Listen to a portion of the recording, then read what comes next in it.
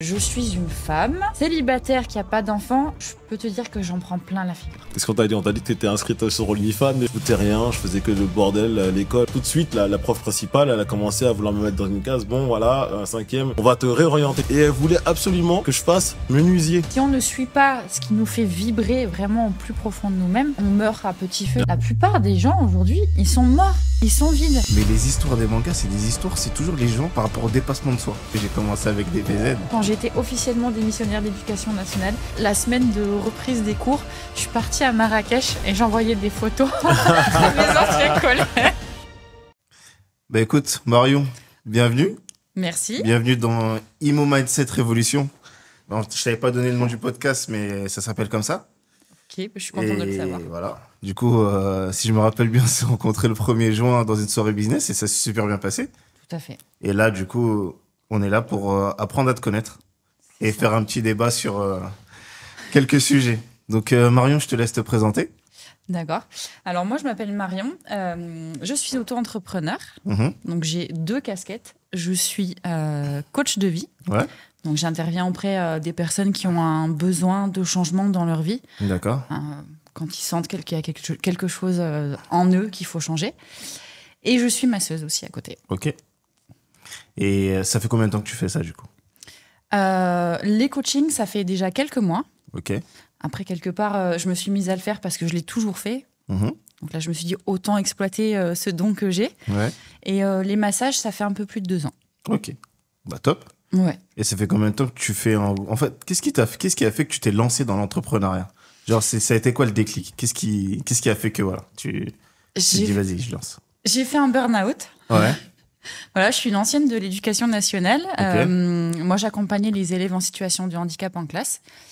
Et voilà, pour moi, j'en pouvais plus et j'ai fini par faire un burn-out. Et je me suis laissée toucher le fond un petit coup, mais je savais que j'avais la force en moi pour pouvoir m'en sortir assez rapidement. Et du coup, voilà, j'ai rencontré une personne d'abord qui était dans les massages, qui m'a aidée à me lancer dans les massages. Et je savais depuis le début que ce n'était qu'un tremplin et que ça allait me permettre d'évoluer encore plus. Donc, j'ai d'abord développé mon activité de massage. Une fois que c'était bon, que je maîtrisais la chose, ben voilà, je suis partie dans le coaching. Donc, de ce que je comprends, là, en fait, l'histoire, elle est bien profonde. Hein. T'as vu, Gérald? Ah, tu savais que j'étais là? Ah oui, je savais que t'étais là. Bah oui. Je croyais que tu m'avais oublié. Non, je t'oublie pas. Non, bah non, Tu m'as oublié. Comment je m'étonnais que tu parles pas. Non, moi, je te laissais faire tranquillement. Moi, j'allais partir. Hein, donc... Non. Bah, après, c'était la présentation. C'est vrai que je t'ai pas introduit. Non, mais bon, les gens, ils ont vu quelques épisodes, donc ils savent qu'on est tous les deux sur le podcast. En tout cas, on est content de pouvoir t'accueillir aujourd'hui. Merci. Aujourd'hui, Marion, donc tu as commencé un petit peu à parler un petit peu de ce que tu faisais, de ton parcours. Oui. Et j'ai envie de... Parce que tout à l'heure, on parlait un petit peu en off et tu t'expliquais que voilà, tu travaillais, en fait, t'accompagnais les gens sur la confiance en soi. Oui. Et je voulais savoir, qu'est-ce que tu fais exactement et comment t'accompagnes les gens sur ces sujets-là? Alors, il faut savoir que chacun de mes accompagnements est personnalisé. Donc, je peux même pas vous dire aujourd'hui, voilà, mon programme, c'est ça. C'est pas possible parce que j'accompagne vraiment en fonction, j'apprends à connaître les personnes, leurs douleurs notamment, et je vais me focaliser sur comment ils sont. Sur la confiance en soi, en fonction de la personne que j'ai en face de moi, bah, soit je vais travailler des choses très douces, très délicates, et moi-même, je vais prendre une voix très douce, très délicate. Soit si je vois qu'il y a quelqu'un en face de moi qui aime plutôt le jeu, bah, je vais lui mettre des défis. D'accord. En fait. Donc, le but étant qu'on avance vite. Je ne veux pas faire des thérapies qui durent 10 ans. Non. Moi, par contre, mon programme, c'est juste 3 mois. Voilà. Et en 3 mois, ben, je fais passer la personne de « j'ose pas » à « j'ose ». Je passe à l'action. Je passe à l'action complètement. Mais c'est ce qui manque beaucoup. Hein. En plus, on en parle très souvent avec Jonathan. Surtout lorsqu'on accompagne les clients à investir. Et ils se posent énormément de questions. Et parfois, je me demande si c'est pas du manque de confiance en soi, le fait de ne pas vouloir se lancer, alors qu'on a tous les éléments pour pouvoir se lancer. En général, ils ont des bons revenus, ils ont de l'argent de côté. Mais il y a des fois, il y a quelque chose qui bloque et j'ai l'impression que c'est voilà, ça vient de même. Mais Marion, elle est là pour ça. Elle est là pour tu sais, pour leur apprendre à passer le déclic. Mais tu sais que ça me donne une idée. Je pense que dans mon programme, je vais prévoir peut-être 1 ou 2 séances avec Marion pour essayer de débloquer les clients. Tu vois, peut-être que ça va les faire signer un petit peu plus vite. Marion, elle est coach de vie. C'est ça son nom. C'est Marion, coach de vie. Et du coup, elle est là pour coacher les gens dans leur vie. En fait, pour qu'ils aient le déclic, du coup. Est-ce que tu as un exemple concret à nous donner, genre un exemple à nous donner?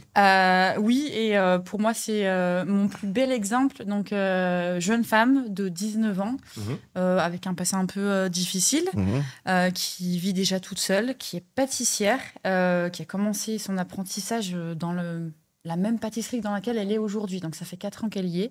Son rêve, c'était d'être chocolatière. Mais elle n'osait pas, ne serait-ce que d'aller déposer un CV dans une chocolaterie à côté de chez elle. Et elle a osé me suivre. Et sur le coup, elle s'est dit, j'ai fait une bêtise. Mais au final, aujourd'hui, elle me dit merci, merci, merci. Mais, et aujourd'hui, elle se dit, je vais quitter ma pâtisserie et je vais... elle a même envoyé des CV loin de chez elle pour essayer de rentrer en apprentissage en chocolaterie. Elle a même eu un entretien de toute une journée la semaine dernière avec le meilleur ouvrier de France, Philippe Bell. Incroyable. Donc, on est passé de j'ose rien faire à je passe une journée avec Philippe Bell. Wow.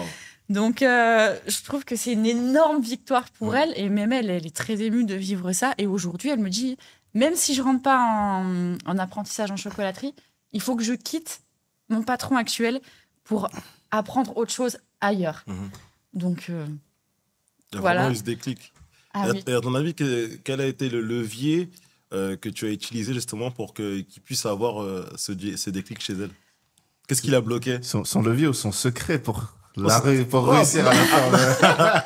Peut-être que c'est un secret, peut-être que c'est des leviers, en tout cas, que les gens qui nous écoutent peuvent peut-être actionner. Car Marion, elle est là, elle sort tous ses secrets. Donc, non, je ne vais pas tout sortir aujourd'hui. Mais au moins, voilà, donner quelques clés qui peuvent peut-être servir à déclencher quelque chose. Bien sûr. Comme j'ai dit déjà, je suis à l'écoute. C'est mon travail. Il y a 80% d'écoute, 20% passage à l'action de ma part. J'ai vraiment appris à la connaître et ce dont elle avait besoin, c'était un peu d'une maman. Du coup. Donc là, pour le coup, je l'ai beaucoup maternée. Il y a juste une fois où je lui ai mis la pression. Et du coup, elle est passée à l'action parce qu'elle avait cette pression-là. Si je dis, tu m'envoies un message ce soir si tu n'as pas fait ça. Donc, voilà, il y a des fois, je mets un peu la pression. Mais c'est ça dont elle avait besoin. C'était effectivement la confiance. Et puis, j'ai envie de dire, j'ai quand même une offre à étiquette. Et le fait aussi qu'elle est payée, c'est un rapport à l'argent là qui est quand même, il y a quand même quelque chose. Donc, le fait qu'elle est payée, elle s'est dit, il faut que je me bouge. J'ai pas le choix. Là, à partir du moment où elle s'est engagée financièrement avec moi, elle s'est dit, j'ai payé une telle somme pour 3 mois. Il faut qu'en 3 mois, moi-même, il faut que je me bouge. Donc, rien que ça, en fait, rien que quand les personnes s'engagent, rien que là, il y a déjà quelque chose qui change. C'est tellement important ce que tu viens de dire parce que, justement, c'est vrai qu'il est important, nous, en tout cas, présentateurs de services, de toujours mettre le bon prix à la valeur qu'on va apporter à la personne qui est en face de nous. Parce que si tu ne mets pas justement le bon prix à la valeur que tu vas apporter, justement, les gens, ils ont tendance à minimiser cet accompagnement-là. C'est-à-dire que tu vas leur donner des choses à faire, ils ne vont pas le faire. Alors que si tu as mis vraiment le bon prix par rapport à la valeur que tu donnes, en général, le client en face, il va faire en sorte quand même de t'écouter et écouter tes accompagnements. Et pour revenir à ce que tu disais tout à l'heure par rapport au fait parfois de materner les clients, moi, ça m'est déjà arrivé aussi. Parfois, des clients que j'ai accompagnés, et surtout le domaine des finances, c'est un domaine de l'immobilier où tu vas voir les comptes en banque des clients, donc tu vois un petit peu leur vie, tu vois ce qu'ils font, et tu es obligé de leur dire, écoute, là, ces dépenses-là, au niveau de la PlayStation, là, les abonnements que tu prends là, et que tu payes 200, 300 euros par mois, peut-être qu'il va devoir éviter ça pendant quelques mois pour pouvoir préparer ton investissement. Donc, on a aussi un petit peu cette casquette, on va dire, paternelle, j'ai envie de dire, je ne sais pas si ça se dit, où finalement, on va amener les clients à un endroit et finalement, quand on se laisse materner, on arrive à avoir des bons résultats. Bien sûr. Elle, par exemple, au départ, elle pensait qu'elle n'allait pas pouvoir payer. Elle me dit, mais là, j'ai de côté pour 1 mois, d'accord, mais comment je vais faire après? Je lui ai dit, t'inquiète pas, tu vas trouver la solution. Et elle a trouvé la solution, hein, sans aucun problème. Finalement, elle m'a payé mes 3 mois sans qu'il y ait le moindre souci. Parce qu'elle avait envie, elle était engagée, elle a vu les résultats. Et pour elle, elle m'a même demandé si elle pouvait me demander, est-ce que je fais un peu de sophrologie. Elle m'a demandé si elle pouvait me prendre quelques séances de sophrologie une fois qu'on aura fini notre accompagnement. Alors, écoute, je sais même pas ce que c'est la sophrologie, donc tu vas nous expliquer. J'ai une petite idée, mais je vais laisser Marion. Je sais même pas, tu m'as parlé de la sophrologie. En fait, ça permet d'augmenter les souffrances, tu vois. Non, c'est pas du tout ça. C'est pas du tout ça. Je vais laisser Marion expliquer. Non, en fait, la sophrologie, c'est ce qu'on appelle vulgairement la relaxation. D'accord. Il y a différents moyens de le travailler. On passe par le corps, la prise de conscience du corps, et puis on va travailler sur le mental. Là, par exemple, cette jeune femme, quand la veille de son entretien avec ce meilleur ouvrier de France, elle m'a appelée et je lui ai fait une sophro. Donc, on a détendu tout le corps. D'accord. Alors, je prends une voix aussi très douce, hein, forcément, quand je fais ça. Tu peux nous faire un petit exemple là? Non, pas aujourd'hui, mais... Et je lui ai fait une visualisation. Ok. Donc, c'est aussi une part de sophrologie, hein, la visualisation. D'accord. Donc, voilà, je lui ai fait visualiser sa journée du lendemain et que, quoi qu'il arrive, je voulais qu'elle s'accroche à quelque chose de très positif parce que c'est une jeune femme qui est très angoissée. Donc, elle avait peur de ne pas être à la hauteur. Donc, je lui ai dit, je veux que tu te fixes sur le fait, sur toutes les odeurs que tu vas avoir, sur tes sens qui vont être mis en éveil. Et je veux que, quoi qu'il arrive, tu te fixes sur les odeurs. Parce que pour elle, c'est les odeurs qui vont fonctionner le plus au moment où elle rentrait dans une chocolaterie. Donc, je lui dis, si à un moment donné, tu es angoissée, tu te rappelleras l'odeur que tu as eue quand tu rentreras dans la boutique. Punaise, c'est intéressant. Je ne savais pas ce que c'était. Je crois que moi aussi, je vais prendre des séances de sophrologie. Tu sais que c'est intéressant parce que ça permet de se détendre, du coup, en vrai de vrai. Oui. C'est un peu comme une séance de... Comment on appelle ça, là? Je sais plus. De thérapie, comme les thérapeutes, non? Ouais, une séance de thérapie, ou même quand tu médites. Oui. Tu vois, quand tu médites, c'est un peu comme ça. Sauf que là, il y a quelqu'un qui t'accompagne. T'accompagne. Normalement, c'est un sophrologue. Alors moi, je ne suis pas sophrologue, mais j'ai la chance d'avoir une maman qui est sophrologue. Okay. Donc forcément, je suis un petit peu à bonne école. Quand je faisais de la natation en compétition, mon entraîneur était sophrologue, donc j'y ai beaucoup droit. Et j'ai quand même une capacité à, quand j'entends quelque chose, de pouvoir le reproduire très rapidement. Ok, top. Donc, voilà. Franchement, super. Et quand j'étais au lycée, je faisais la prépa mentale de la section sportive de mon lycée. T'as fait des études pour ça? T'as fait un cursus scolaire ou vraiment t'as tout appris sur le tas? J'ai tout appris sur le tas. Franchement, pour moi, c'est la meilleure école au monde. Non, franchement, que ce soit moi ou Gérald, on a été de cette école-là où on a appris tout sur le tas. Je crois que toi, de base, c'était pas forcément de la gestion de patrimoine. Pas du tout. Pas du tout. Et moi, pas du tout dans l'immobilier, vraiment. Nous, on a vraiment tout appris sur le tas. Et je pense que c'est quand t'aimes quelque chose que derrière, t'arrives à te donner vraiment beaucoup plus, tu vois.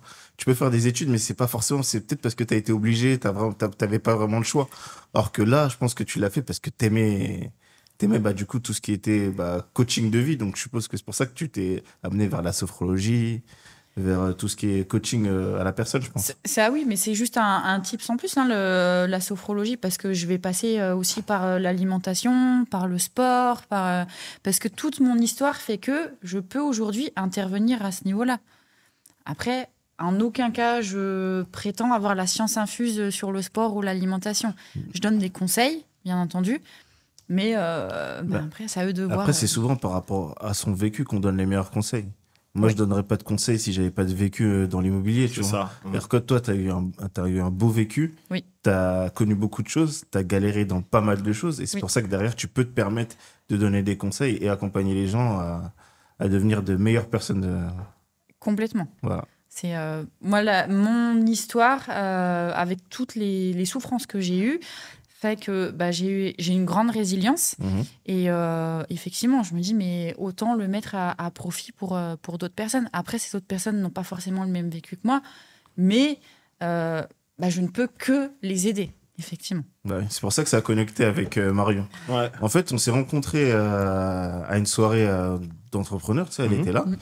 Et du coup, en fait, c'est vraiment sur la fin, je devais partir C'est vrai. je devais partir, je crois que je devais partir déjà depuis C'est une comme heure. ça les meilleures C'est les meilleurs rencontres en trucs. général.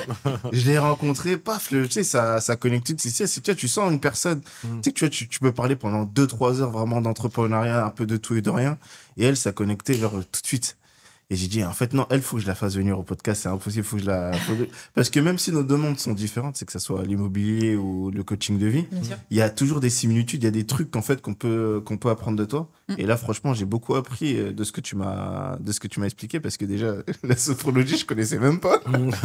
mais c'est intéressant ce que Marion elle expliquait par rapport quand elle parlait justement de sa résilience et le fait d'avoir eu des épreuves. Oui. Et c'est vrai que les épreuves que tu vas avoir dans la vie, il y a deux solutions. Soit en fait, tu as eu des épreuves et elles t'ont complètement détruite, soit tu vas te servir justement de ces épreuves-là pour pouvoir devenir une meilleure personne et en plus aider d'autres personnes qui ont traversé ces mêmes épreuves-là. Et c'est ce que je trouve assez intéressant. Et c'est pour ça qu'il y a beaucoup de personnes, en tout cas, qui performent dans leur domaine ou dans plein de choses, même dans l'entrepreneuriat, parce qu'à un moment donné, ils ont eu une douleur. Et cette douleur-là, au lieu que cette douleur-là les détruise, ils l'ont utilisée justement pour pouvoir lancer un business, lancer une affaire. Dernièrement, j'écoutais une entrepreneuse qui a entrepris à Dubaï, qui a créé une start-up qui accompagne les jeunes mamans qui accouchent entre l'accouchement et l'âge de 3 ans, parce qu'elle a vu qu'autour d'elle il y avait énormément de femmes qui avaient plein de douleurs, c'est-à-dire des amis, des tantes, et elle s'est dit en fait il y a une douleur quelque part, il faut que je puisse mettre quelque chose en place. Et globalement, ces douleurs-là, je pense qu'elles sont vraiment faites pour pouvoir justement rebondir et créer des choses. Donc, c'est ce que je trouve intéressant, en tout cas, dans ton parcours. Oui, ça c'est sûr. Après, je ne souhaite pas forcément les mêmes choses à tout le monde. C'est vrai qu'il y a des dingueries qui arrivent des fois. On n'a pas envie que ça arrive à tout le monde, mais tant que ça peut servir, c'est l'aspect positif. C'est ça. Et après, j'ai envie de dire, on attire aussi. Ouais. C'est vrai que moi, depuis que je suis petite, les gens, ils viennent vers moi quand ça ne va pas. Donc, ok. Donc, je vais te dire qu'en réalité, j'ai coaché des amis depuis des années. Bien sûr. Sauf qu'au bout d'un moment, ok, c'est bon, je vais coacher des gens, mais cette fois-ci, je vais gagner ma vie Exactement. avec. Ouais. Donc, c'est ce qui fait la différence. Et ce qu'on disait tout à l'heure, effectivement, mes amis, autant quand je leur donnais des conseils, souvent, ils ne le faisaient pas. Et par contre, moi, les personnes que je coach, du fait qu'elles se sont engagées financièrement, elles font tout ce que je dis. Là, j'ai des personnes qui sont très coachables. Donc, il y a de belles évolutions. Et ça, après, il ne faut pas oublier que c'est un travail, ce que tu fais. C'est vraiment... Les gens, ils ne se rendent pas compte, mais ce qu'ils vont te payer, c'est vraiment pas beaucoup par rapport à ce qu'ils vont avoir. Ça change toute leur vie. Oui. Ça change toute leur vie, carrément. Peut-être que je ne sais pas quels sont tes prix pour les coachings, mais en général, ton prix, ils vont te payer un mois, mais eux, ce qu'ils vont avoir, c'est un bénéfice de toute une vie. C'est ça. Tu vois ? Mais 3 mois d'accompagnement, je crois que tu parlais de 3 mois. 3 mois d'accompagnement, oui. Oui. Après, j'ai 2 offres. J'ai une offre sur 1 heure par semaine et une offre sur 2 heures par semaine. Je fais des accompagnements en visio. De toute façon, on mettra le lien dans la description. Hein, allez prendre rendez-vous avec Marion. Voilà, N'hésitez pas. Mon accompagnement, je l'ai appelé Phoenix. Donc, accompagnement Phoenix. Phoenix. Okay. Ah ouais, c'est ça, tu relèves tes cendres. En fait, c'est un peu comme toi. Mais complètement. Mais bien sûr. Mais tes cheveux sont pas couleur Phoenix. Si, voilà. C'est pas pour rien que j'ai utilisé cette... C'est parce que pour moi, le Phoenix, c'est vraiment très emblématique. Ça veut dire quelque chose de puissant pour moi. Effectivement, j'ai pu renaître plusieurs fois de mes cendres. Et avec... je suis toujours... quand je suis revenue, j'étais toujours 3 fois plus forte, plus. Donc, voilà. Aujourd'hui, il peut m'arriver d'autres épreuves. Ça va peut-être faire mal, mais je sais que je vais être encore plus forte. Donc, bon. Franchement, Marion, on a confiance en toi. On sait que tu vas revenir toujours plus forte.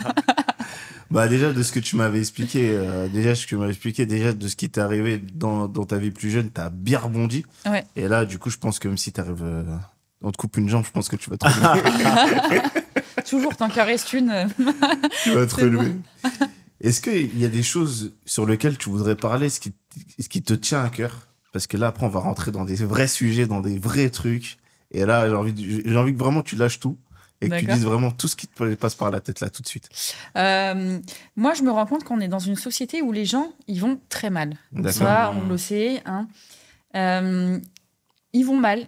Ils savent que les gens, ils savent vraiment qu'ils ne vont pas bien, mais ils n'osent pas prendre soin d'eux.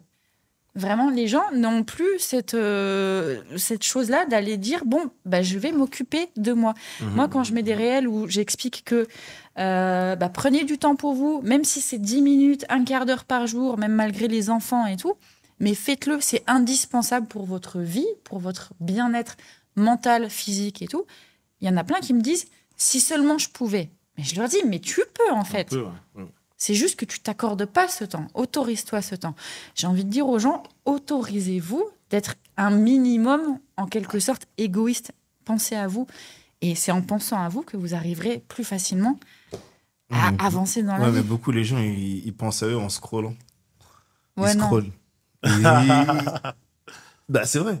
Vrai, mais ça va pas. C'est pas qualitatif. C'est pas qualitatif. C'est pas qualitatif. Et c'est tellement important ce que tu expliques, parce que moi, j'essaie de me forcer à le faire. C'est vrai qu'en fait, ces temps-là, ils doivent être dans ton agenda. C'est-à-dire qu'en fait, tu as ces temps-là que tu as mis à part pour pouvoir méditer. En tout cas, moi, pour ma part, moi, je suis très spirituel. Donc, moi, j'ai mes temps de prière. Et c'est vrai que rien qu'avoir ces temps réguliers de prière, c'est quelque chose qui me permet justement de me retrouver avec moi-même. Et ça me permet d'être à part et de travailler, de méditer, de lire. Et ça me fait beaucoup, beaucoup de bien. Et c'est vrai qu'il y a des personnes, finalement, on se laisse emporter dans le train-train quotidien et on n'a rien le temps de faire. Et finalement, on est en train de se dégrader dans la santé, dans le mental. Et après, on a du mal à performer, on devient nerveux. C'est comme ça que ça commence. En général, les gens que tu vois qui s'énervent très facilement, maintenant, je juge plus ces personnes-là. Je me dis qu'il y a un problème. Je me dis qu'il y a une problématique qui fait que les gens s'énervent. C'est rigolo ce que tu dis parce que j'ai fait un réel là-dessus en expliquant que justement, par exemple, moi, je fais pas mal de sport. Je vais 4 fois à la salle par semaine. Je marche minimum 30 km par semaine et je m'entraîne à la danse, même si je n'ai plus tous les soirs chez moi. Mes séances à la salle, c'est inscrit dans mon emploi du temps. Ouais. Ça, c'est sûr. C'est pas si j'ai le temps, j'y vais. Non, rien à faire. J'y vais, c'est obligatoire. Ouais. Et si non, ça m'est arrivé peut-être une fois de pas pouvoir y aller parce que là, les aléas. Ouais. Mais non, du coup, j'ai rattrapé. Donc, oui, c'est très important. C'est comme ma lecture du matin, ma méditation du matin. Ça, c'est inscrit dans mon emploi du temps. Ça, c'est sûr. Ça, ce sont des moments, je n'y dérogerai pas. Et je pense que s'il y a quelqu'un qui vient m'embêter pour m'enlever ça, non, c'est pas possible. Voilà, c'est des choses très importantes dans la vie. Mais je vois que ça te tenait vraiment à cœur de sortir ce ça. Je te dis, sors ce que t'as là. Parce que je vois que tu voulais le sortir, mais t'arrivais pas. Est-ce que toi, justement, t'as une routine, justement, quelque chose que tu sais que tu fais toutes les semaines où t'arrives à te retrouver tout seul? Moi, il y a encore jusqu'à 3 semaines. Vraiment, jusqu'à 3 semaines, vraiment. J'avais 0 routine. C'est-à-dire, j'étais vraiment au jour le jour. Comme je t'ai dit, j'arrivais à faire le chiffre, mais vraiment pour scaler, j'avais besoin de traquer mes habitudes. C'est ça. Vraiment. Et là, du coup, ce que j'ai fait, je suis tombé sur une pub, Notion, Deuxième Cerveau, les trucs comme ça, là. Et ça, je me suis mis dedans. Genre, tous les soirs, donc, je fais ma to-do list. D'accord. Je regarde un peu ce que je vais faire le lendemain. Genre, ça me prend, 20 minutes maximum. Vraiment 20 minutes. Et je clique et je regarde, tac, tac, tac. Qu'est-ce que j'ai fait et qu'est-ce que j'ai pas fait aujourd'hui? Et ça me permet de voir l'évolution, de savoir comment je traque mes habitudes. Et ça, franchement, c'est vrai que ça a changé ma vie depuis 3 semaines. Et ça me permet, en fait, dès le matin, de regarder ce que j'ai à faire. Ouais. Donc, j'arrive, au lieu de scroller le matin, je regarde, OK, faut que je fasse ça. Mais genre, je m'y oblige. Genre, je me laisse pas le choix. Tu vois ce que je veux dire? Est-ce que tu arrives à trouver des temps pour toi? C'est ça que je veux savoir. Est-ce que tu arrives à trouver des temps pour toi? Des temps pour Parce que nous, les entrepreneurs, des fois, on est là, on fonce. Et de toute façon, on se voit pratiquement, on s'appelle pratiquement tous les jours. On voit est-ce que tel dossier, t'as pu avancer, est-ce qu'on a pu avancer parce qu'en ce moment, on est en plein scaling de nos entreprises. Ça nous prend énormément de temps. Et c'est vrai ce que disait Marion, moi, ça m'interpelle aussi. Parfois, en fait, on prend pas assez de temps pour nous aussi. Non, moi, il faut pas qu'on néglige le moteur parce que si le moteur il casse. J'en ai besoin, moi, c'est quoi, des fois, pour déconnecter un peu du taf. Je mets mon téléphone en mode avion et je pense que tu l'as déjà vu. Je mets en mode, je regarde que des mangas. Je t'avais dit que je suis fan de mangas. Je regarde que. Mais après, moi, c'est pas ça. C'est qu'en fait, si tu veux, les histoires je sais pas si vous regardez un petit peu de manga, mais les histoires des mangas, c'est toujours les gens par rapport au dépassement de soi. Ouais. Je sais pas, tu vois ce que je veux dire. C'est très japonais, c'est justement, très japonais. ouais. Et c'est toujours les trucs, faut que tu te dépasses. Faut que tu montres que tu peux faire plus. Tu peux faire plus. T'as juste le petit truc qui fait que derrière, tu vas pouvoir faire plus. C'est intéressant que tu parles de manga. Toi. Est-ce que tu aurais 2 ou 3 mangas, titres de manga que tu aimes bien et que tu as trouvé inspirants? Bah, moi, franchement, j'ai commencé avec des VZ. Ouais. Des VZ, mais Oui. moi, franchement. J'ai les 42 tomes à la maison. Voilà. Bah, moi, franchement, le plus important, le plus inspirant vraiment et qui a fait toute ma jeunesse, c'était Naruto. Ah, Naruto, ouais. Naruto, pourquoi? J'ai Parce pas que- encore fini, me spoil pas parce Je que te le pose pas. j'ai Mais pas c'est- encore fini. Mais c'est un mec qui est parti de rien, Ouais. qui est parti de zéro. Il est devenu Hokage. Hokage, Bon, ça, on connaît. on voilà, sait c'est comment- pour dire, on connaît il est vite, ouais. devenu président, quoi. Ouais. Voilà. Mais du coup, au final, c'est-à-dire qu'on peut partir de zéro et après tout rafler pour derrière devenir une très grande personne. C'est ça. Tu vois, donc il n'y a pas forcément besoin de naître avec une cuillère en argent. Non, tu peux être là, tu commences de zéro et c'est toi qui fais ton destin. Mais il Et avait moi- un mindset de fou aussi, parce il le dit C'est depuis ça. le début. Ouais. Je deviendrai C'est Hokage. ça. Et tout le monde lui disait, tout le monde justement, C'est Tout moqué le monde de le lui. jugeait. tu n'y arriveras moqué de lui. jamais. Et lui disait, si. Bah Et oui, bah voilà. Mais Et donc, ici. il était persuadé. Mais tu vois, ça, c'est un super bon exemple. Tu vois, c'est ce Bien que tu sûr. peux utiliser dans ton coaching de vie, en vrai. Parce que moi, pour moi, les mangas, c'est ça. Et sur ça, je regarde ça. Et ça me permet de, tu sais, de travailler mon mindset, de regarder un petit peu comment c'est- moi, derrière, je peux réagir, tu vois. Mais son parcours de Naruto, c'est vrai qu'il y a tellement de choses qui peuvent nous inspirer. Le fait que, comme tu disais, il faisait que dire qu'il allait devenir Hokage. Hokage. Et en plus de ça, c'est les connexions qu'il a eues à chaque fois. C'est-à-dire qu'à chaque step, il a rencontré quelqu'un qui lui a permis de passer un niveau. Et j'ai envie de dire que parfois, en fait, nous, dans notre vie, en fait, dans notre parcours, on va rencontrer des gens Oui. qui vont te permettre à chaque fois de passer un step. Tout à l'heure, tu me parlais d'un coach avec lequel tu travaillais. Oui. Parfois, ça peut être un ami, ça peut être un collaborateur ou un proche qui a un mindset, on va dire, un petit peu plus puissant, mais qui va te tirer vers le haut pour te permettre justement de passer un step. Bah justement, là, j'ai aussi, je suis un bon exemple, je pense, là-dessus, parce que quand je me suis lancée dans les massages, j'ai un ami qui m'a aidé à me lancer, qui m'a accompagnée là-dedans. Et bon, du coup, ça a été mon coach, voilà, là-dedans, mon mentor là-dedans. Et c'est toujours un super ami aujourd'hui, hein. Et voilà, quand je lui ai raconté ce que je faisais aujourd'hui, que j'étais coachée pour le business par quelqu'un d'autre, lui, il m'a dit, ah, ça y est, l'élève a dépassé le maître, Ouais. elle part plus loin. Je lui dis, ben oui, je prends plus haut que toi C'est ça. comme mentor. Bien sûr. Et mon coach actuel Ah, tu m'a vas- dit, tu vas- et une fois que tu m'auras dépassé, je lui dis, je te laisserai et puis j'en prendrai un plus haut encore. C'est ça, en fait. Complètement. Mais Non, c'est ça. pourquoi? Parce qu'en vrai, tu as montré ta détermination. Simple. Ah oui. Tu as montré ta détermination et ta détermination a fait que de grandir. Mm. Et c'est ce qui s'est passé avec. Je reprends Naruto encore. Là, vous m'avez lancé sur un sujet. Non, mais c'est pas que je de peux ouf, lancer là-dedans, mais. là, je te Mais jure. il y a beaucoup d'inspiration. De toute façon, je pense qu'il y a beaucoup de personnes qui nous regardent, qui connaissent aussi le manga Bah, Naruto. ouais. Mais c'est vrai que de toute façon, dans ces mangas, il y a beaucoup d'exemples. C'est le dépassement de soi. Il y a beaucoup C'est le d'enseignements dépassement de à soi. tirer de ces mangas. Hein. Bah, ouais. Évidemment. Bah, la mentalité japonaise, moi j'aime bien. Je suis déjà allé au Japon en plus. Hein. Justement, j'aimerais bien y aller. Bah C'est l'un, je vais Bah, pas tu dire vois, un moi- rêve, mais un objectif, on va dire. Tu vois, c'est incroyable le Japon. Laisse tomber. Pour moi, et tu sais, quand je suis mis le pied au Japon, je suis rentré, tu sais, dans un peu dans la ville, enfin, dans la petite ville de Shinjuku, là. Putain, j'avais les larmes aux yeux. Ah ouais? J'avais les larmes aux C'est yeux. pas eux qui ont eu les larmes aux yeux quand ils t'ont vu?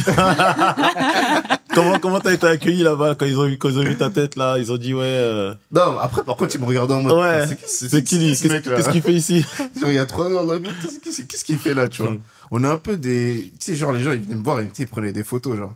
Mais il disait que, en tout cas, je sais pas si tu suis, il y a un mec là qui vit là-bas, là, un Renoir, là, le Japon noir. Hein, il a un compte Instagram. Non. Et bon, on retrouvera son nom. Et justement, lui, il vit là-bas, il explique un petit peu tous les clichés qu'ils peuvent avoir sur les Japonais. Et en fait, il expliquait que les Japonais, ils réagissaient pas seulement comme ça avec les Noirs, mais avec tous les étrangers.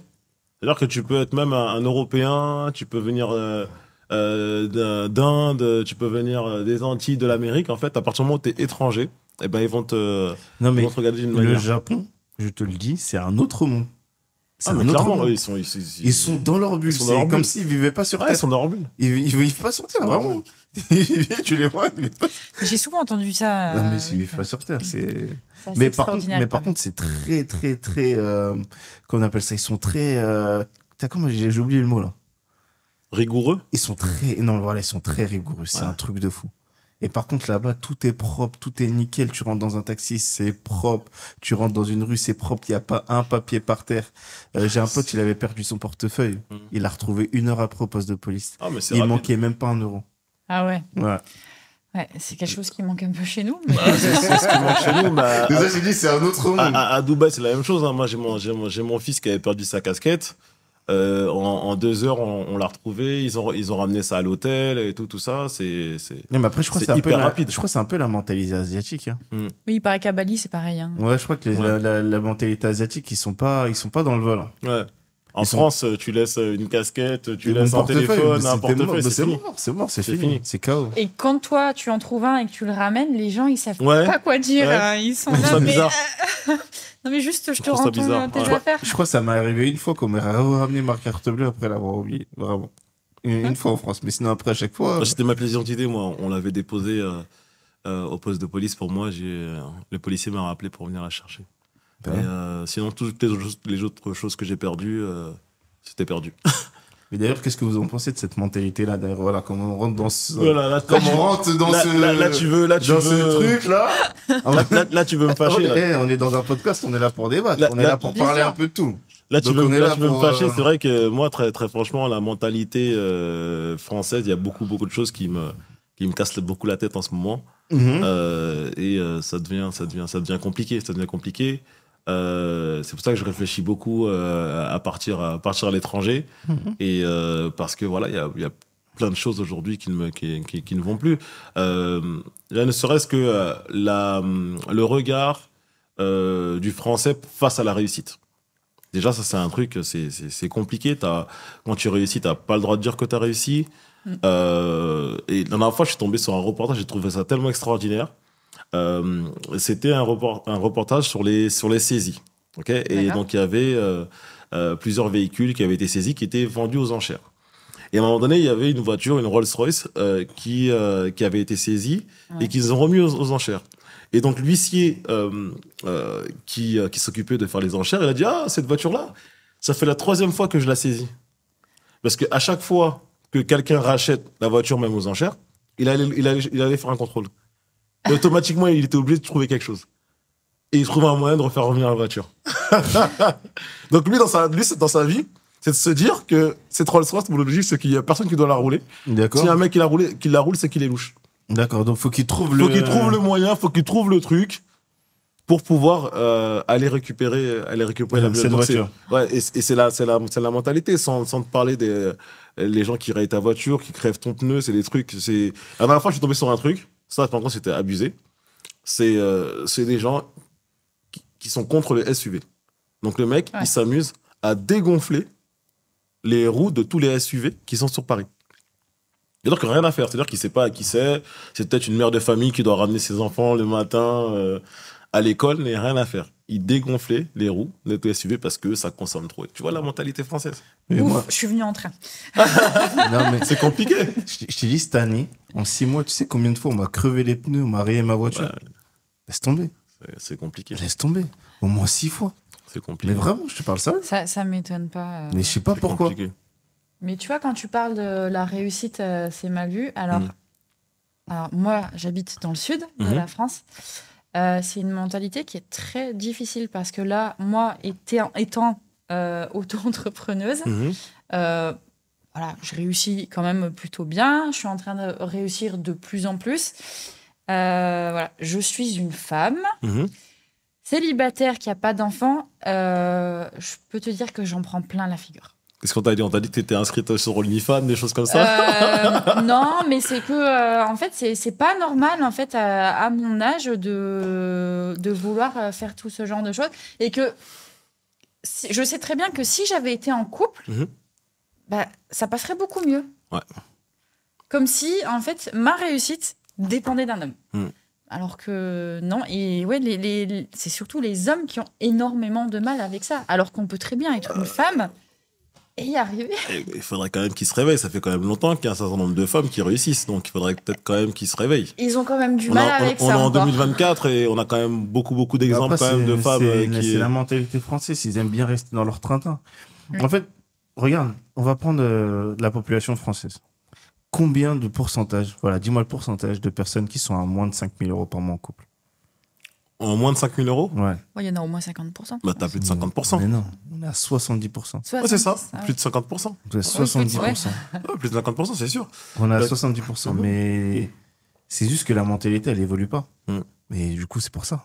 Mais c'est vrai que du coup, quand tu es seul, tu vois, on parlait de réussite, et que tu te dis, les gens, même s'ils te demandent pas forcément ce que tu gagnes, mais ils savent que finalement, qu'à toi seul, tu gagnes plus qu'à eux deux, ça passe pas. Ouais, c'est compliqué. Moi, j'ai des gens que je côtoyais qui se sont mis à me jalouser.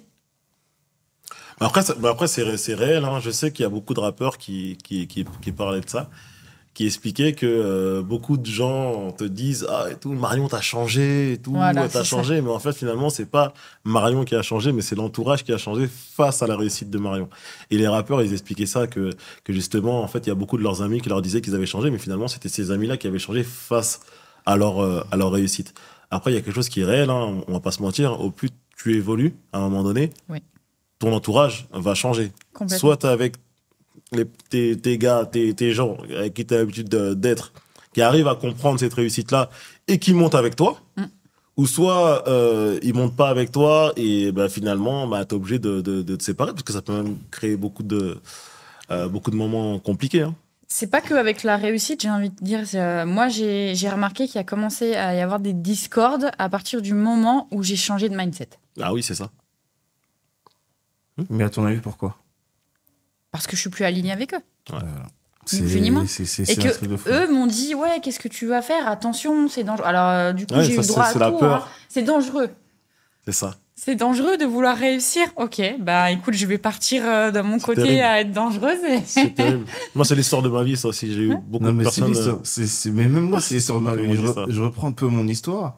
Mais avant de commencer dans le job que je faisais, il fallait voir comment les gens me disaient mais non, mais c'est pas possible, tu vas pas y arriver, t'es trop jeune, c'est pas fait pour toi.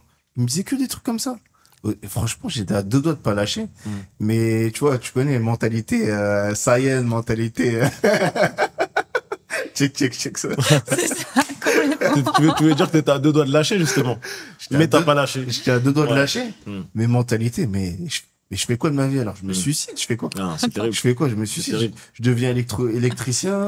Je fais, tu sais, je suis, non, je tiens à dire qu'on n'a rien contre les électriciens ici. Hein. Non, mais c'est vrai que quand on essaie de te mettre dans des cases, c'est compliqué. Et finalement, comme disait Marion tout à l'heure, parfois, en fait, les gens, c'est leur propre peur qui vont te renvoyer. C'est-à-dire que quand Marion l'a expliqué peut-être qu'elle voulait être indépendante et se mettre en auto-entrepreneur, ah mais tu sais, et tout, c'est pas la sécurité c'est le CDI. Ouais, mais si j'ai pas envie d'avoir un CDI. Pour ceux qui veulent le CDI, il n'y a pas de problème. Prenez autant de CDI que vous voulez, période d'essai, il n'y a pas de problème. Mais si on a envie d'être entrepreneur et décider de quels seront nos revenus, parce qu'on sait qu'aujourd'hui, on va pouvoir gagner de l'argent à hauteur de notre travail, du travail fourni. Mais ça n'engage que moi. Pourquoi ça te dérange? En fait, c'est pas ça. C'est qu'aujourd'hui, je dis bien un peu dans la mentalité, c'est quoi? C'est t'as ton CDI, tu trouves ton mec ou ta meuf, vous vous mettez en couple. Acheter une maison en banlieue, un pavillon en banlieue. Un pavillon en banlieue. Un petit chien, un petit chien. C'est ça la mentalité en vrai. Ouais. C'est ça. On va dire 70% de mes clients, c'est ça. Et pour ceux qui aiment ça, encore une fois, je tiens à le répéter, on ne juge pas. Si par exemple quelqu'un aime avoir cette vie-là, mais en tout cas, il ne faut pas essayer d'enfermer une autre personne dans ce schéma. C'est ça, en fait. Chacun a son mindset. Chacun a son mindset. Les personnes qui sont dans notre entourage, le fait qu'ils sont là à critiquer un peu notre mode de vie, ça, on n'est plutôt pas d'accord, tu vois. Mais sinon, derrière, nous, on n'a rien contre eux. On n'a rien contre eux. S'ils veulent faire leur vie comme ça, ils font. C'est ce qui est prévu pour eux, mais moi, c'est pas mon destin. Moi non plus. Moi non plus, tu sais déjà. Moi, j'ai réagi comme ça, peut-être par rapport à mes parents, parce que justement, j'ai mon père était prof d'université. D'accord. Donc, lui, il a eu des amphis de Paris ou d'autres universités devant lui, donc plus de 600 étudiants. Et lui, c'est très comme ça. Les cases, c'est des cases. C'est vraiment très important. Et il m'a fait moi. Et quand je lui disais que je me lançais dans l'entrepreneuriat, oui, ok, mais alors je n'obéis absolument à rien. Ça a dû être compliqué pour lui. Hein. C'est très compliqué pour lui. Il n'arrive pas à comprendre. Et je me souviens même étant jeune adulte, un jour je lui ai dit papa, je me rends compte que je suis jamais rentrée dans les cases. On en parlait tout à l'heure, oui, des cases. Vrai. Et en fait, sa réponse à lui, ça a été, il serait peut-être temps de t'y mettre. Et là, je l'ai regardé, j'ai fait non. Non. Non. En fait, t'étais la rebelle. Oui, c'est ça. Je sais pas, je suis peut-être la rebelle, mais j'ai compris dès le début que moi, je voulais pas qu'il y ait quelqu'un qui dicte ce que j'ai à faire. Qui me dicte ça. Mais je pense que c'est quelque chose qui. Elle avait dit tout à l'heure qu'elle était. Elle était dure. Non, mais je pense que c'est quelque chose qui. C'est une caractéristique qu'il y a beaucoup qu'on retrouve beaucoup chez les entrepreneurs, en fait.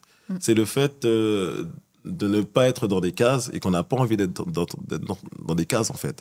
Oui. Souvent, surtout à l'école, on aime bien nous dire que, écoute-toi, par rapport aux notes que tu as, quand je regarde le panel de tes notes, bon, t'es plus fort, un peu moins fort en maths, tu iras dans telle filière. C'est ça. Pour aller faire tel métier. C'est ça. À un moment donné, je crois que c'était peut-être en 6e, 5e, je foutais rien, je faisais que le bordel à l'école, voilà, bon, ça m'intéressait pas plus que ça, donc je foutais un peu le bordel avec mes amis. Tout de suite, la prof principale, elle a commencé à vouloir me mettre dans une case, bon, voilà, 5e, on va te réorienter, ça c'est vraiment le mot, quand ton père, il voit marquer ça, tu vois, c'est la crise, quoi. C'est horrible. Qu'est-ce que j'ai fait? Je sors du bled, j'ai travaillé pour amener mes enfants en France. Et il me sort réorientation. Et elle voulait absolument que je fasse menuisier.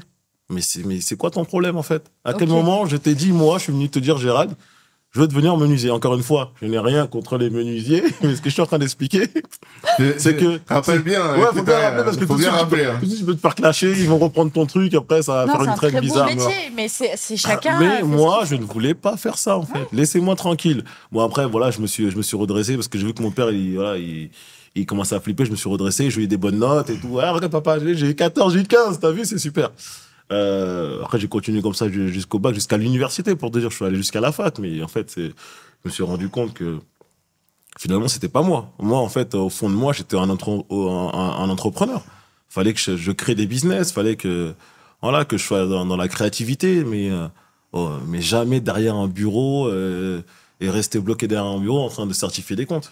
C'était pas pour moi. Il n'y a rien de tel si on ne suit pas ce qui nous fait vibrer vraiment au plus profond de nous-mêmes, on meurt à petit feu. Et c'est ce que je disais tout à l'heure. Ouais. La plupart des gens aujourd'hui, ils sont morts. Ils sont vides.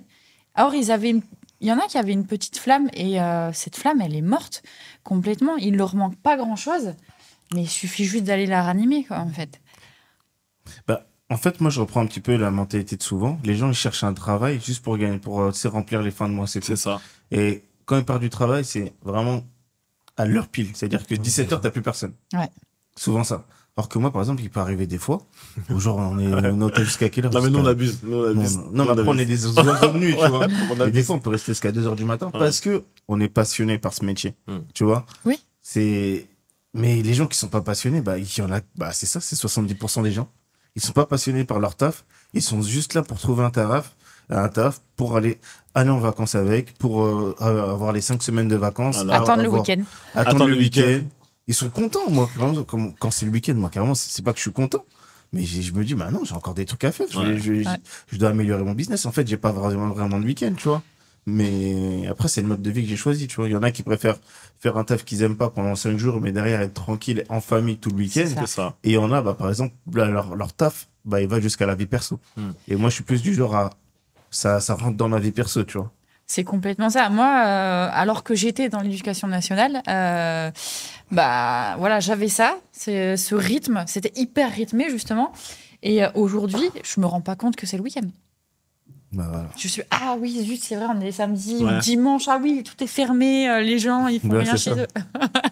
Donc, ouais, c'est toute la différence. Mais je préfère vivre comme ça et aussi prendre des vacances quand je le veux. Quand j'étais officiellement démissionnaire d'éducation nationale, la semaine de reprise des cours, je suis partie à Marrakech et j'envoyais des photos à mes anciens collègues. J'aurais dit, Tu les as nargués. T'es pas gentil. Tu les as nargués. J'aurais dit, Ça y est, je suis libre. j'ai fait un choix de vie. En plus, quand tu es dans l'éducation nationale et que tu expliques à quelqu'un que tu quittes l'éducation nationale, les gens ils te prennent vraiment pour un fou, pour une folle. Parce qu'ils disent attends, mais la sécurité, c'est la sécurité. Tu sais que à vie, tu auras toujours un poste. Mais qu'est-ce qui t'a pris de finir, de partir de là-bas, tu vois, t'imagines. Donc franchement, il faut avoir du mindset pour partir. En effet, t'avais le mindset qu'il fallait en tout cas pour pouvoir. Ah là, il fallait parce que j'étais en train de mourir à petit feu. Ouais. Et non. Bah, t'es pas morte. Non, si t'es morte, t'es revenue comme un phénix. T'es revenu comme un phénix. Non, mais c'est ça, parce que pareil, moi, en fait, si tu veux, si on reprend un petit peu les éléments, on est tous morts de notre ancienne vie. C'est ça. Pour revenir comme des phénix, en fait, c'est un peu comme ton mindset à toi. Bah, oui. Parce que moi, derrière, de base, je devais faire électricien toute ma vie, parce que j'ai fait un BTS de technique. Je suis revenu comme un phénix en tant que nouveau agent immobilier et je vends des trucs et tout. Toi, t'es devenu gestionnaire de patrimoine qui fait des résultats incroyables. Donc, du coup, c'est ça, on est des phénix, on est tous des phénix. Enfin, les entrepreneurs, en fait, pour moi, c'est tous des phénix. Avant qu'on puisse terminer, on parlait de quelque chose aussi en off qui était intéressant. Tu m'avais parlé du fait que t'avais eu un burn-out à un moment donné. Oui. Et justement, ce que je trouvais intéressant, c'est que je sais qu'il y a beaucoup de personnes qui traversent ces moments de burn-out. Oui. Et en fait, j'ai envie de dire qu'il y a deux solutions. Soit le burn-out te détruit, c'est-à-dire que en fait, après ton burn-out, t'as du mal à redémarrer tout ça. Ou soit, à un moment donné, quand tu as fini d'être traité du burn-out, tu arrives à rebondir et devenir encore plus fort. Oui. À ton avis, comment on peut gérer ça pour justement devenir plus fort après un burn-out ? Alors déjà, il y a notre force intérieure. Moi, j'ai déjà des casseroles dans ma vie qui font que j'avais déjà réussi à m'en sortir. Surtout, ne pas rester seul. Oser en parler parce qu'un burn-out, souvent, on a tendance à s'isoler, à s'enfermer et après, c'est un cercle vicieux, mais vraiment, c'est une horreur. Il faut pas rester seul, il faut réussir à sortir et puis c'est violent, quoi qu'il arrive, mais la guérison est violente. Il faut aller chercher un maximum dans les douleurs. Et il y a des fois, la personne qui va aider à guérir, elle va appuyer justement là où ça fait mal. Mais parce que si tu fais un burn-out, ça veut dire que c'est un trop-plein. Oui. Et que là, tu t'effondres d'un seul coup. Et il faut tout faire sortir, tout simplement. Et il y a des fois, il faut te faire aider. Et puis la personne, elle va percer le ballon. La docteure de la vie, c'est ça. La docteure de la vie, la coach, la docteure, on peut t'appeler comme ça. Tu sauves des vies, en vrai. Coach de vie. Ouais. En fait, tu sais, les gens, ils sont là, ils sont en train de suffoquer, ils sont comme ça, là. Et là, vas-y, attends, réveille-toi, t'inquiète, tu veux. Mais c'est vrai que tu dis ça en blague, mais aujourd'hui, je pense que les coachs, que beaucoup de coachs et de thérapeutes aujourd'hui font un travail extraordinaire pour pouvoir, on va dire, aider les gens parce qu'il y a tellement de. Je crois qu'il y a. Enfin, les années qui passent, enfin, je crois qu'on n'a jamais eu autant de burn-out, de dépression, de choses comme ça. Et finalement, il faut se traiter. Déjà, il faut reconnaître, il faut l'accepter, et après, il faut se traiter. C'est ça. Complètement. Voilà. Je suis assez d'accord avec ça. Bon, alors, qu'est-ce que tu veux dire pour la fin, pour ton premier podcast, du coup ? Je pense pas que ça sera le dernier, mais du coup, qu'est-ce que tu veux dire ? Très intéressant. T'es l'invité aujourd'hui, donc qu'est-ce que... pour moi, c'était une chose. C'est mon premier, donc voilà, chose incroyable, belle opportunité. Ok. Je pouvais pas laisser passer. Normal. On va pas lâcher. Je tiens à le préciser. Mais quand j'ai envie de faire quelque chose, oui, j'y vais. Ouais. Et déterminé, c'est bien. Complètement. Ah oui, mais moi, quand j'ai une idée en tête, j'y vais, ça c'est sûr. Et moi, ça me donne envie de faire encore plein de choses. Et puis, effectivement, je voulais essayer de faire mon propre podcast en tant que coach de vie. Super. Et puis, à essayer de monter tout ça. Et Enfin, du coup, là, on a parlé depuis 1 heure, mais j'ai plein de trucs qui me viennent dans la tête. C'est bien, c'est fait pour ça. Hein, mais oui. Même nous, en général, à chaque fois, on est sur des formats d'1 heure, mais bientôt, on va commencer à aller sur des formats de 2 heures pour parler. Parce que, Ah bah en plus, on n'a pas fini de. Je pense qu'on n'a même pas terminé. Mais je pense qu'on reprendra un podcast si ça te va bien. Parce avec que plaisir. Une deuxième partie. Voilà, on fera une deuxième partie. C'était très intéressant. Avec grand plaisir, ouais. Et bah, du coup, c'est fini pour IMR Pod. Soit tu dis IMR Podcast, soit tu dis IMO 27 Révolution. Bah, c'est ça, je me suis voilà, bah, du coup, c'est le mot de la fin là pour IMO 27 Révolution. Bah, du coup, ça a été intéressant de te rencontrer de nouveau, du coup. Oui, j'étais très contente, moi aussi. Et merci d'être venu. Merci d'être venu. Et on se revoit bientôt, du coup. Merci à vous, à très bientôt. Allez, salut, ciao. À bientôt. Salut. Ciao. Ciao. Bye.